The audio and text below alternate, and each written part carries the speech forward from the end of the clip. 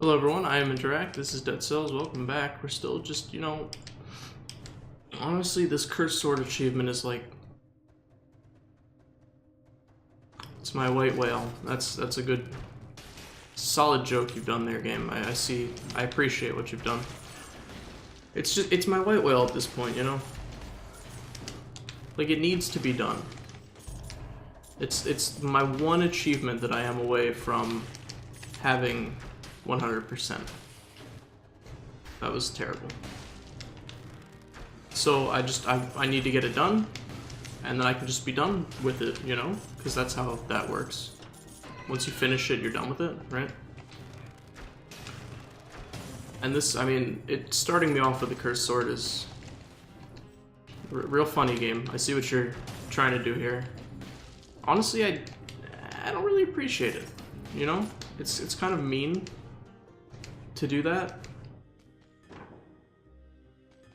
I mean, like at this point, I'll take pretty much any melee weapon. Since I didn't have one. But I mean, you know, to show me the Cursed Sword at the beginning, after all of these times of you just like not even giving me a Cursed Sword, it's kind of, it's a little rude. I can't believe you've done this. Ooh. That's what I'm trying to get at here. Can't believe this game would have the audacity to do me like that. Where is my exit? Please. I'm not looking to fight everything. I am only looking for the exit. That is not the exit. Alright, we're gonna go Promenade this time. We got the achievement for beating the Watcher without getting hit, so we're pretty much done with that route for about forever. I think I can take...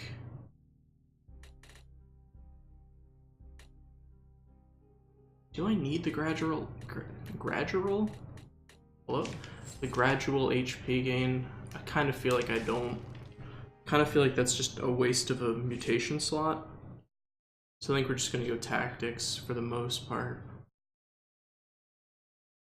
Because I want this achievement done so I can see 100% on my Steam profile and be like, yeah, I'm done, never again. No, don't go down that way. It can't be down here, right? No, this like can't be the timed door, which I believe I've missed the time on because it didn't actually spawn as the first thing. It should be down here. Oh, no. I'm sorry. I thought it was 1.5 minutes. It's 2 minutes. Okay. So we're all good. Never mind. Keep putting things into tactics, which we currently have basically no use for. Since we only have a bow. Oh, I don't have a teleporter. That's dumb. Did I at least get the elevator to come down? I did. Thank goodness. I was at least smart enough to do that. Alright, cool. So we're just gonna go through this and, you know, talk about some random stuff, I guess. I don't know what we're gonna talk about. Just whatever comes off of my imagination. I kind of feel like talking about art, because, like, art is subjective, right? Ow. But a lot of people seem to think that they have, like, an authority on art, when I think they just have a very ignorant opinion of art.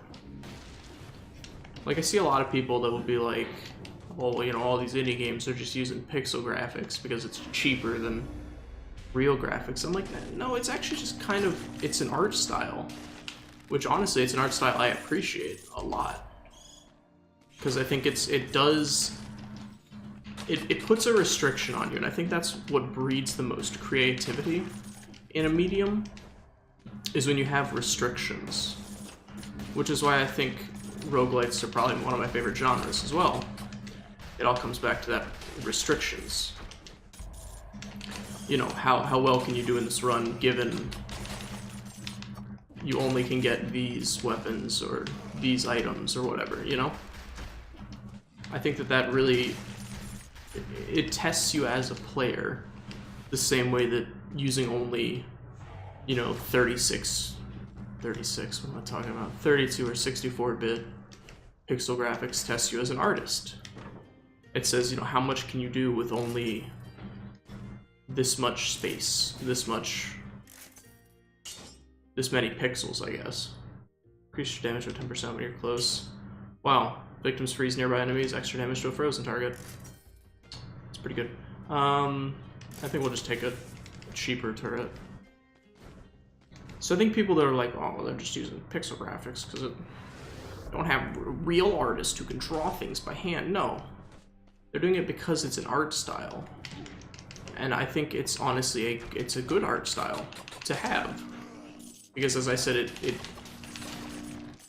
breeds creativity in an otherwise restricted area. You know, that's why I remember in art school, I had to take all these classes that I was not good at, and I was like, why am I taking these classes? I'm not good at sculpture or whatever.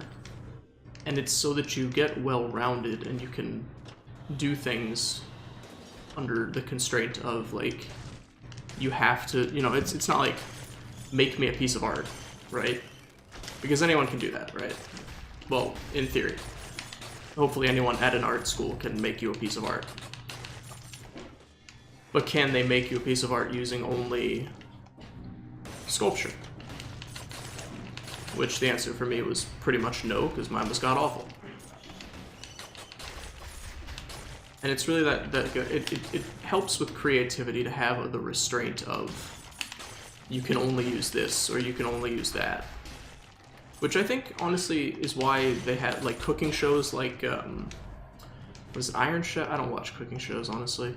I think it's Iron Chef where they give you like an ingredient and you have to make a meal with those ingredients. They'll give you like potatoes and halibut and like kale. And they're like, make me the best thing you can with this.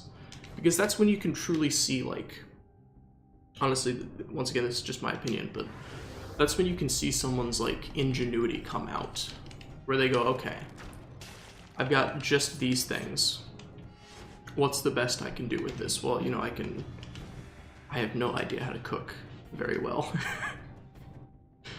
So I don't really know what they would do, but, you know, make like a kale reduction sauce, and then I don't even know if that's physically possible, and then, you know, put it over pan-fried halibut with, I don't know, russet potatoes as a side. That probably is, I mean, it sounds fine to me, but as I said, I'm not an expert on cooking in the slightest.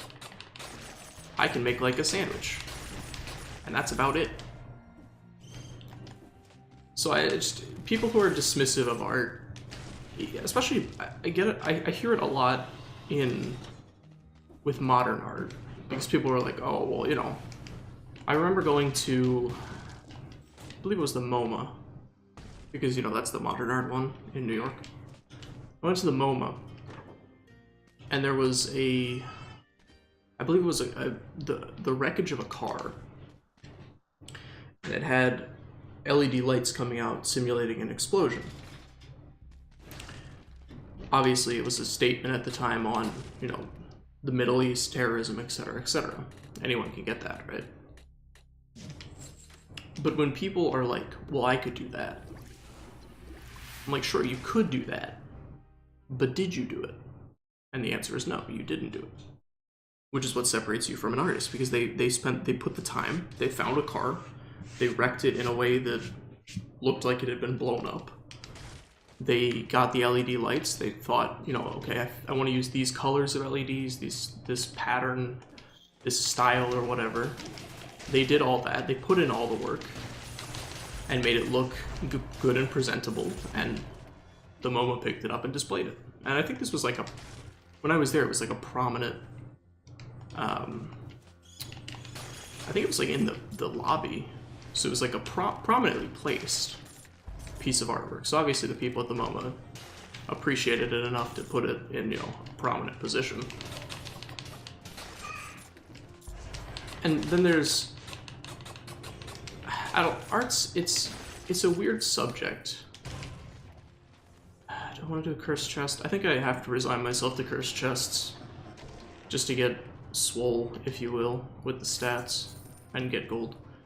Art is a lot about...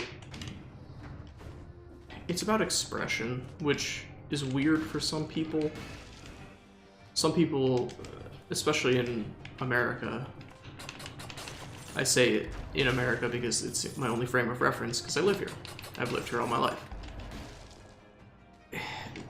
You know, with like mental health and stuff, it's not talked about. So I think people have trouble, I'm not going to say specifically with mental health, but with expressing things in an open forum where they can be critiqued and scrutinized. I think people have issue with that. And they have difficulty doing it in a productive way. And I think that art is a lot like that, in that it's the artist expressing something through the medium of, you know, art, obviously, because they're an artist. So I don't know if it's just people being dismissive per se, or just not understanding the concept of what art is or what, but what I'm trying to get at here is don't be needlessly dismissive of something because you don't understand it. Try to understand it as best as you can, instead of just being like, oh, well, this is stupid. Like, there's a lot of pieces. There's an art gallery nearby that I've been to on occasion. There's a lot of pieces that are in the modern art section. I think they have multiple different sections, if I remember correctly. And one of them is, you know, obviously modern art, because we're in the modern era, so modern art's pretty influential. I guess, actually, are we in the postmodern era now? I think we're in postmodern era, but when I went, we were still in the modern era. I don't know, eras of art are weird. And art is also, like, cyclical in a way. Probably gonna sound, you know, pretty... Well, I went to art school, but, you know, whatever, I did. Art's cyclical in a way. So, my favorite art style, distill, which is Dutch for literally the style. I'm not making that up, that's literally what it means. Is just, it's the fundamentals of distill is you only use primary colors. So if you don't know what primary colors are, it's just yellow, red, and blue, which are the fundamental colors that you mix in, not in light, but in painting, because light is reductive, not additive, but that's a completely different topic. It's only the fundamental colors, or the primary colors, excuse me, and black and white, which I guess they lumped in because you need more than just, you know, those colors. That's good, I want that very much, so I would love a tactics sword, and it's the only one. Motion Twin, please add more tactics weapons, thank you. So it's only red, white, and blue. Red, yellow, and blue, excuse me. And black and white. And they mostly focus on squares as the fundamental shape, squares and lines. And it looks pretty basic, and yeah, a lot of people are like, well, I could do that. But you have to understand, the reason that Distill exists is because it was a movement away from, like, what people were doing in the art world at the time when it was done. People were focusing on, like, hyper-realistic portraiture and whatnot at the time. And so an art collective in, I guess, the Netherlands, since it is Dutch, or probably just Europe in general, got together and said, hey, you know, we're gonna try and buck this trend. Let's do something different. What's the polar opposite? And the polar opposite, obviously, is just squares, lines, and primary colors in black and white. So they did that, and they were like, okay, here we go. This is our style. This is the style now. And that's a lot of what, you know, made them go in that direction. Same with, I believe Dadaism was in the same era as well. And Dadaism is just kind of, it is based on the French word that means like hobby horse. It's weird, dude. Dadaism, I would look it up if I were you. It's really weird stuff. But it was once again like a being like, we want to separate ourselves from people who can, you know, draw portraits really well or landscapes really well. We want to make something different, something more abstract, more out there. And so they decided to. And I think a lot of Dadaism is interesting as well, in that it is just kind of chaotic, but you can understand where it's coming from. And I think that's, like, a lot of modern art is kind of trying to buck the trend of the modern era, you know?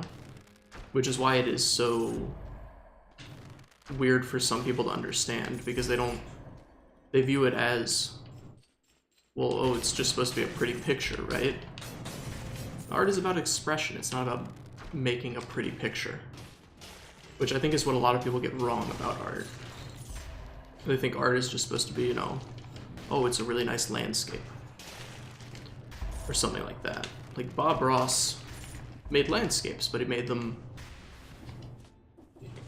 Bob Ross is a good example of creativity under constraints, because he was in the military, and so he didn't have much free time, but he enjoyed painting. So he wanted to devise a method to be able to paint within the time constraints of roughly 20 to 30 minutes, which was, you know, his leisure time while serving in the military. I believe was he a drill instructor? I believe he was a drill instructor. So he devised a method of painting. And, you know, they're not hyper-realistic, but some of them are fairly well rendered. He devised a method of doing it in the time constraint. And that was his constraint, because he didn't have the time to, A, listen to me whine, and also B, to, you know, spend, like, oil paintings typically take hours, if not days, to complete normally. But he didn't have that, so he did the wet on wet method and devised a way to do it in,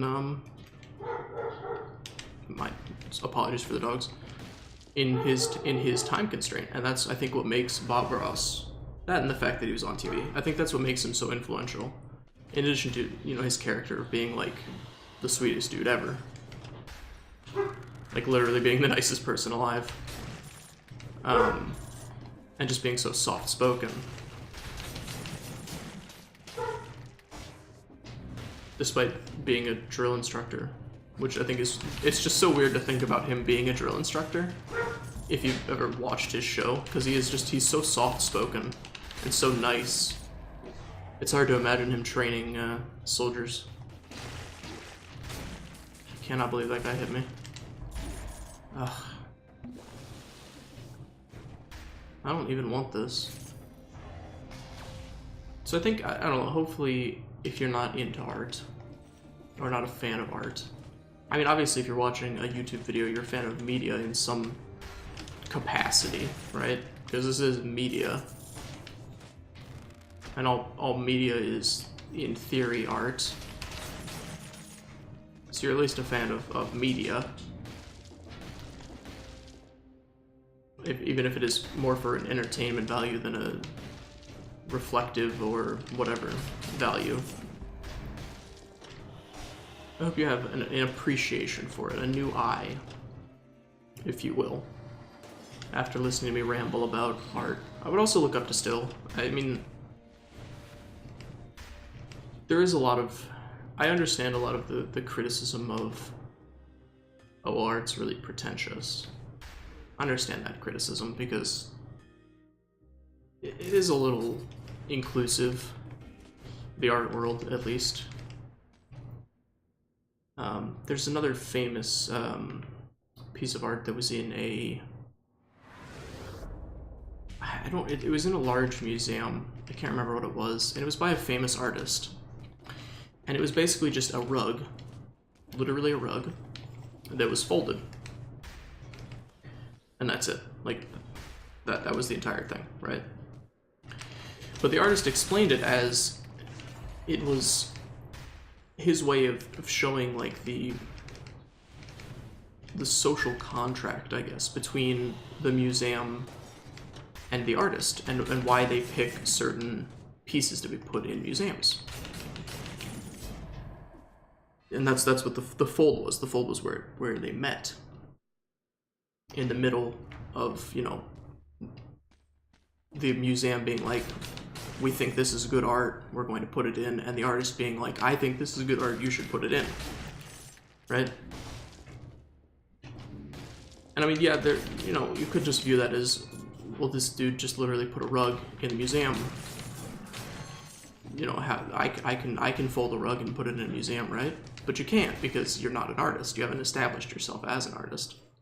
And in order to do that, you have to be a famous artist, right? So it's a little bit of like a commentary on that almost. But it's interesting to think about things like that. You know, there is like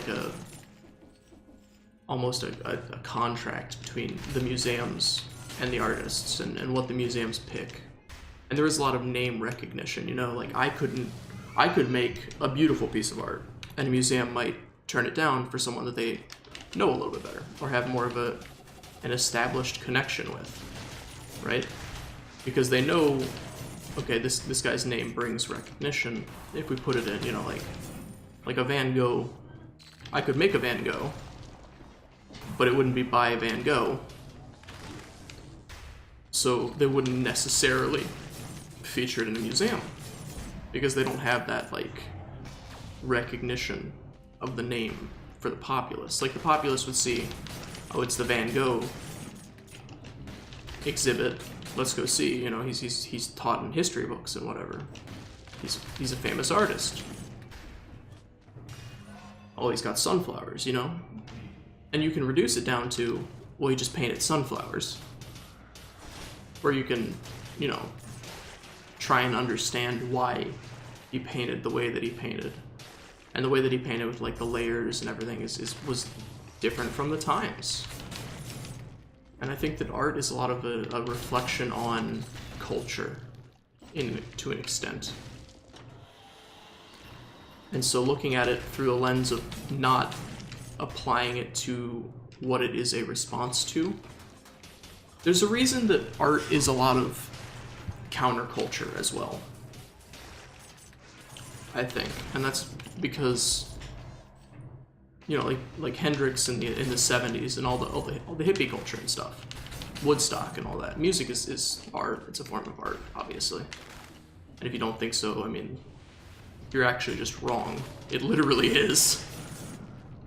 I mean, I apologize, but you are actually incorrect. It was a response to a lot of the lyrics, and the way that they played was a response to the times. You know, they had the Vietnam War and a lot of dissatisfaction with the government because of all the different, you know, Watergate, etc., etc. And it was just it was a response to that. So they kind of bucked the trend of what people who supported the war and whatnot were listening to, and kind of made their own thing. And that's why a lot of art is associated with counterculture, whether it be music, graffiti, movies, you know, things along those lines. So I think people who are overly dismissive, I think, aren't viewing it in the right lens, which is quite bothersome to me.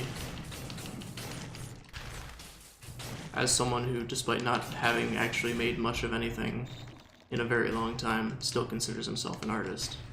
Because at heart, that's what I am. That's why I do this, right? I'm not, you know, I'm not doing this because I make, you know, millions of dollars or whatever.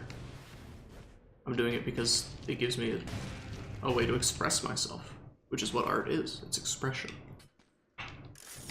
And I think if you realize that and look at things in a different light, in the light of, oh well, this, you know, what is the artist trying to express, instead of, do I think this is a pretty picture, which is overly dismissive of people's opinions. I understand that, but don't view it as, is this pleasing to my eye? View it as, does it make me feel something? Do I understand what the person was trying to, what the artist was trying to convey? Can I get a feeling for their feelings when they were making this, right? Like, you might, the thing that I was going to talk about, the exhibit, was a lot of, I believe it was just, it was like colored squares. Like, you know, like a solid black square. And a lot of people are like, why is this in a museum? It's literally just solid black painted squares, right? But there was also like benches and soothing music and everything like that, and it's more of the experience and less of this dude just painted some black squares, right? Have I finished this entire level? I think I have. No, I haven't. I'm only exploring because Ossuary has the highest amount of scrolls, so I want to get as scroll. Let's try to put swole and scroll in this together. It's not really working as I can. So I think you need to appreciate art for what it does emotionally more than what it does aesthetically, if that makes any sense at all. I hope that this has actually made sense to someone, at least one person, right? You know, hopefully I've at least changed one person's view of art.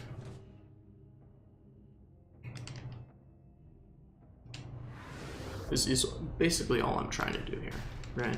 Be entertaining and change your view on art, because apparently that's my lot in life. That's my goal. Change people's perception on art. I just don't be overly dismissive of art. If you look at it and you go, well, I could do that. Sure, you could. But did you? Or could you emotionally do that? You know? And when you see art, think about what it makes you feel, how it makes you feel. And if it makes you feel bored, that's fine. Maybe it's not for you. Not all art is for everyone. That's the great thing about art, is a lot of it is personal. You know, a lot of it is, you know, like a lot of famous artists have unreleased works. And that's because they didn't make the works for the public. They made them for themselves. You know? They made them because either they wanted to make it as, you know, like a love letter to someone who didn't even know they existed, in Van Gogh's case. Or, you know, they did it to cope with depression or anxiety, or because they couldn't express themselves normally. Which I think is what drew me to art at an earlier age, was that I really didn't have an outlet, you know? But I had a lot of issues with the ADD and panic and all that fun stuff that I've talked about before. What am I upgrading? I think I'm just going down the line, right? I kind of actually liked Ice Shock. It seemed like it did a lot of damage, so I'll put points into that. Enemies burn when they die. Not really what I'm looking for, but... yeah, I think I'm just not gonna pick that one up over the ceiling turret. I think the ceiling turret's better. Just, you know, the next time you go view art, view it... Try and understand what they were trying to get across, you know? View it through their eyes, don't necessarily view it through, do I like this? That's why a lot of art museums have little plaques next to the works, with little blurbs from the artists. Also, it tells you who made it and, you know, what the material is, but more importantly, they'll typically have little blurbs trying to have the artist explain themselves, because a lot of it is kind of needs explanation, which is not a critique or a bad thing inherently. Like, it's not inherently bad that you need to explain what you were trying to go for with a piece of art, right? It's risky to take this before I unslumber it because the enemies are far harder, but I will do it because, you know, why not, dude? Like those, the orb boys with no legs are gonna shred me to death. These guys. Take the time, read those blurbs, you know, get a feel for, well, attempt to get a feel for what the artist was trying to say. You know, maybe they made it because, maybe they made the black square because that's how they felt at that time in their lives, you know? They felt like they were just in a void. Maybe they were dealing with depression, they felt like they were nothing. They were that black square, you know? And I know a lot of it is like, can be dismissed as like, oh, well, you're just making stuff up, right? That's what artists do, they just BS. And to an extent, sure. Sometimes you make something and people look for a bigger meaning in it. A famous example is, and I think it's okay to look for deeper meanings in things, I'm not being dismissive of that. A famous example is the song The Trees by Rush. You know, very good song, by the way. If you haven't heard it, I would recommend it. It's a good listen. It's an amazing song. I mean, most of Rush's amazing songs, so, you know. But people have always asked Neil Peart, the guy who does the drummer and also the writer of pretty much every Rush song that I know of. They were like, oh, well, what's the deeper meaning behind this? You know, because if you listen to it looking for a deeper meaning, you can get a lot of like political, socioeconomic commentary type deals from it. But whenever he's asked, he says, well, I just watched a cartoon with talking trees and thought it would be a cool thing to write a song about. You know? So that's why he did it. He saw a cartoon and was like, wouldn't it be neat if trees could talk? What would they say? And so he wrote a song about what he thought would happen if trees could talk. Which is amazing, but, you know, sometimes there is no deeper meaning. A lot of people like to joke about, like, English teachers when you're reading books. They're like, well, why was the door blue? And they're like, maybe, you know, the author grew up with a blue door. Or just liked the color blue. And sometimes that's okay, but sometimes there is a deeper meaning, which is why I think those blurbs are important to read, because they will tell you a lot about the piece that you're looking at. I don't want to go to Forgotten. I also don't want to get out of here just yet. I have plenty of time. I need to farm the gold and the cells. Get my Foundry progress out of the way.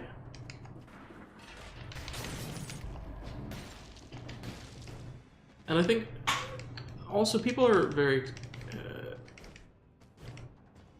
what's the word I'm looking for? Dismissive, I guess, is probably the proper phrase. People are dismissive of a lot of music. And to an extent, I can understand some of it, right? Like, you listen to, like, some random... And some of it is just people trying to just make music and not really have any deeper meaning. But sometimes they are. You know, people are dismissive of like, oh, well, country music's just all about this or that, you know, trucks and women and drinking. And, you know, maybe it is. But maybe, you know, maybe there is something deeper.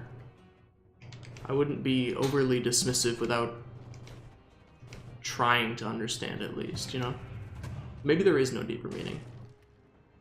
And sometimes there isn't. Sometimes it is just like, hey, we think this will sell well to people in the South, the southern states of America, so we're gonna make it. And then hopefully we sell a lot and we make a lot of money. I'm not gonna reroll that. My weapon right now is fine. I may re-roll this slightly because I think I'm going to need a better turret for the boss fight. Maybe spur when they die, I don't really want that. Shots pierce. Upon death freeze. Do I have any way to poison? No. I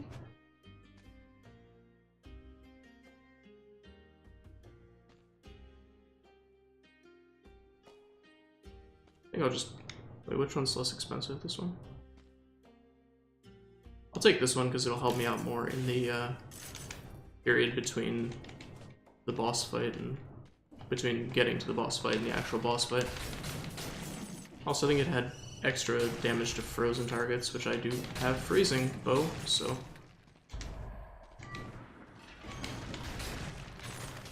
I mean, I don't know, moral of the story, don't be overly dismissive of things that you don't understand. Try and understand, and if there is nothing to understand, then sure, dismiss away, right? Like, right now, you know, I'm gonna go into the current topics of the day. The Oscars, which I actually don't know when they happen, so they may have happened by the time this video comes out. Probably not, though. The animation category has been highly contested, right? Most of the times, it's viewed, and this is not my opinion, a lot of the people who vote for the awards have said this. The animation category is for children. It's like animation is kids' movies, right? Basically, to them. Which is why Pixar, Disney, those kinds of things always win. And recently, this year at least, there have been a lot of anime, like Japanese anime films that have come out, like Your Name, that have been fairly influential, good pieces of film. And they've been snubbed at the Oscars over things like Boss Baby, which is probably just not a good movie. And it's literally just a children's movie. And a lot of people are, you know, obviously fairly frustrated because that's absurd that they would snub it, but because it is, once again, just kind of being dismissive of, they're very dismissive of foreign animation as a whole. I mean, I think Coco people have said very good things about, so hopefully that will actually win. But the fact that they didn't even include, you know, some of the influential foreign films is kind of absurd. And I think it's probably just because, I can't tell if it's because they think that it's just for children or if they just don't, they want to keep it, you know, in Hollywood and make it a Hollywood thing. They don't want to, you know, they want Hollywood to be the mecca for movie production, and they don't want to be like, well, hey, this other place is making really good movies too, you should go watch that instead of watching Hollywood movies. I don't know. I'm not part of the Academy. I don't think I'd ever want to be part of the Academy.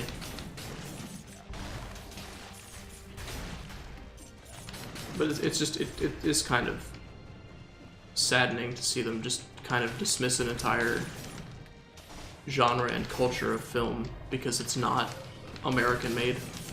And that's sort of what it feels like, because the only actual foreign company to have ever won an Oscar is Studio Ghibli.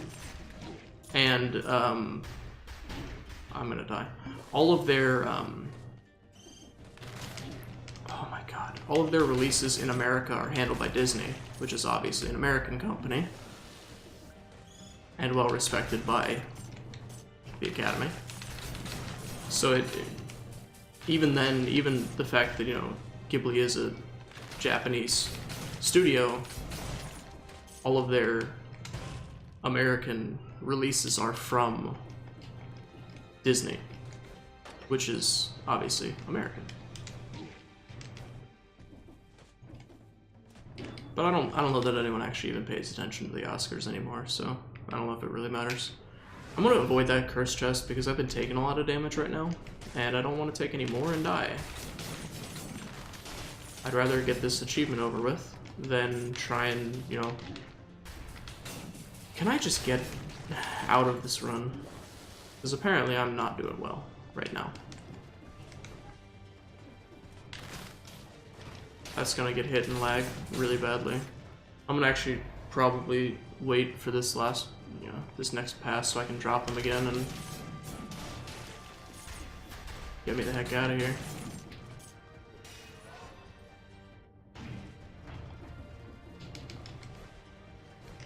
I don't know. Find things that you think are good and enjoy them. I'm not saying you have to enjoy what I enjoy in the slightest. I think everyone should find their own enjoyment in whatever they find enjoyment in. You know, if you really like the most recent rom-com to come out that has the same plot as, you know, all the other rom-coms that have ever come out and stars famous Hollywood actors, dude, if you like that, go for it, man. Enjoy what you enjoy. You enjoy crappy reality TV. Enjoy what you enjoy, man.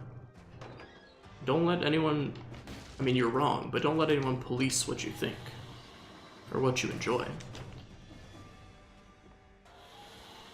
If you've tried watching, you know, a foreign film and you're like, well, I can't get over it because I have to read subtitles. It's a little dismissive, but that's your opinion. That's how you feel. And that's okay.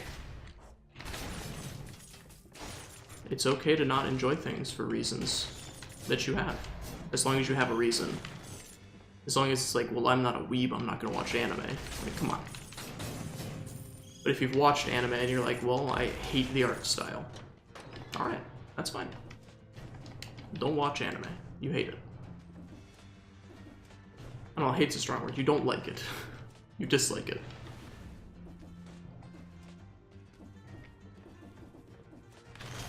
Just understand that people who do enjoy it, there's nothing wrong with them enjoying it.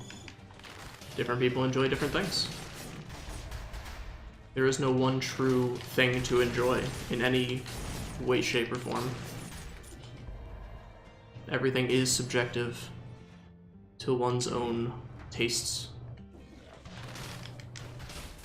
That's gonna lag, isn't it? Yeah. Throw those down just to stop the lag. I really need a shop that will sell me a cursed sword, please. That is Spartan Sandals, not a cursed sword. Okay, I think I have one more tower to explore. Am I correct? Yeah, you typically get 4, right? That's my takeaway from this video. If you take anything away from it, if you're still watching, just attempt to broaden your horizons, but if you've tried it and it doesn't work, that's fine. At least you had an attempt. You attempted. Which is like half the battle, I guess. Whew, get me out of there.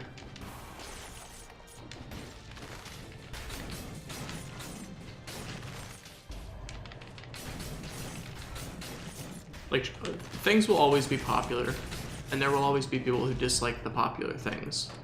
But if you like the popular thing, don't dismiss them as being like, oh, you're just being a hipster. Because that's overly dismissive. Don't be overly dismissive of anything, of anyone's tastes.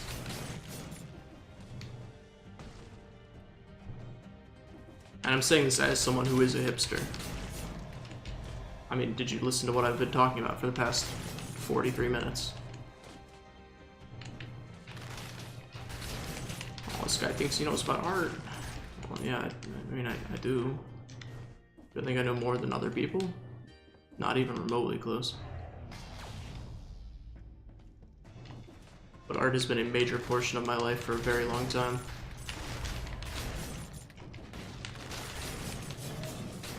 Ever since I can remember, honestly. I had garbage drawings and poems and stuff back in like elementary school. You know? Where is there really no weapon vendor? I'm gonna be so angry if I have to do this again.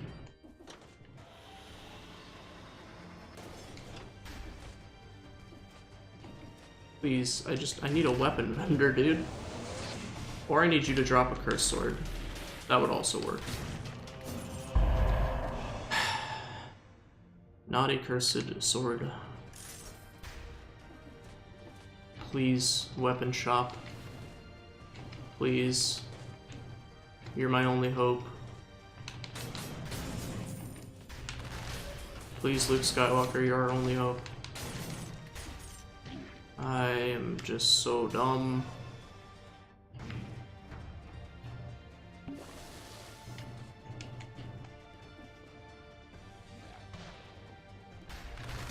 Maybe this is for the best. Maybe this is why it's my white whale.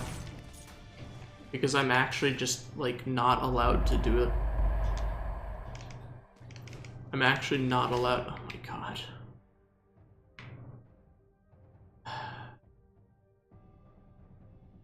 Okay. I'm actually just not allowed to do this achievement. But whatever, at least we had some good conversation, discussion, possibly. Hopefully. Hopefully I've at least, you know, helped you. I've, like, look at how much money I have down here. Look at this. I saved up 100,000 gold to buy a freaking cursed sword. I'm so mad about it.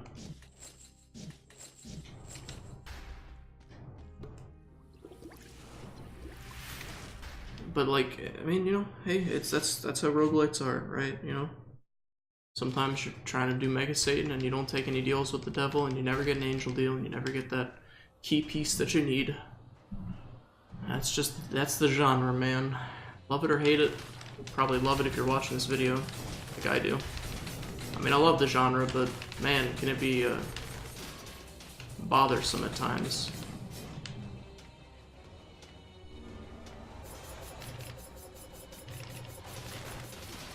See, I would have gotten the achievement there. Once again. Anyways, thank you for watching. If you enjoyed this, feel free to leave a like, leave a comment on how you feel about art or anything in general. Comment about whatever you feel like commenting about. That's fine by me. And subscribe if you want to see more in the future. We're getting pretty good on these, this Progresso soup for this stuff. Hopefully we can get this achievement. I might just start doing 3-cell runs, honestly. Like, I'm kind of sick of doing this achievement, so the next few runs might just be 3 cells with probably random stuff for me to talk about. I even have the cursed sword upgraded. What a joke. Thank you for watching. I hope to see you in the next episode. And more after that. I'll just keep going from the top. Goodbye for now. I will do my customary thing where I have the little slime crawl down through the hole, though. Because it is customs at this point. Or it is a custom, I guess. Goodbye, Slime Man. We will see you in the next run. And goodbye, everyone still watching. I hope you have a nice day, nice night, nice afternoon, wherever you may be. Goodbye.